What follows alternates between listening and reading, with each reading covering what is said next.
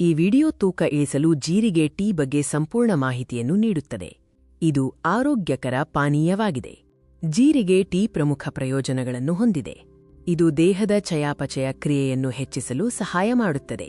ಇದು ಜೀರ್ಣಕ್ರಿಯೆಯನ್ನು ಸುಧಾರಿಸುತ್ತದೆ ಮತ್ತು ದೇಹದಲ್ಲಿರುವ ವಿಷಕಾರಿ ಅಂಶಗಳನ್ನು ಹೊರಹಾಕಲು ಸಹಕಾರಿಯಾಗಿದೆ.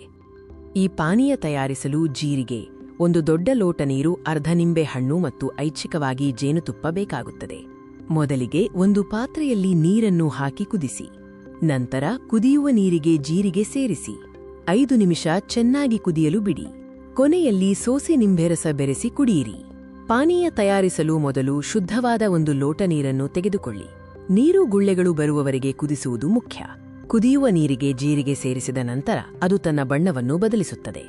ಜೀರಿಗೆಯ ಪೂರ್ಣ ಸಾರ ಇಳಿಯಲು ಕನಿಷ್ಠ 5 ನಿಮಿಷ ಕಾಲ ಸಣ್ಣ ಉರಿಯಲ್ಲಿ ಕುದಿಸಿ.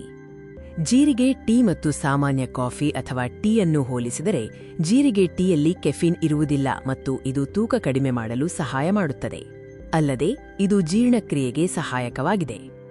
ಬೆಳಿಗ್ಗೆ ಎದ್ದ ತಕ್ಷಣ ಖಾಲಿ ಹೊಟ್ಟೆಯಲ್ಲಿ ಒಂದು ಲೋಟ ಉಗುರುಬೆಚ್ಚಗಿನ ಜೀರಿಗೆ ನೀರನ್ನು ಕುಡಿಯುವುದು ಅತ್ಯಂತ ಪರಿಣಾಮಕಾರಿ ವಿಧಾನವಾಗಿದೆ. ಧನ್ಯವಾದಗಳು. ಆರೋಗ್ಯವೇ ಭಾಗ್ಯ.